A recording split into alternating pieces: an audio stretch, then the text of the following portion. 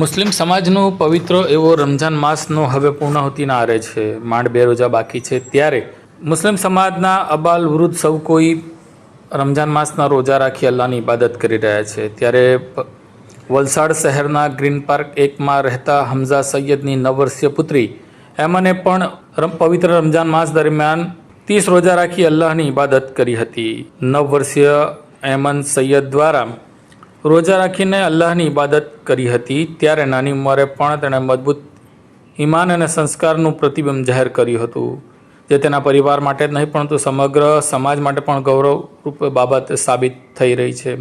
બીજી તરફ અહેમદ સૈયદે 9 વર્ષની ઉંમરમાં રમઝાન માસના રોજા રાખતા તેમના પરિવારજનોમાં અને સૈયદ પરિવારમાં ખુશીની લહેર દોડી ગઈ હતી.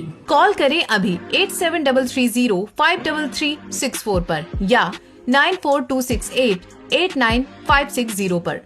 हिमालय इंटरप्राइजेज, जियो मार्ट डिजिटल भरूच,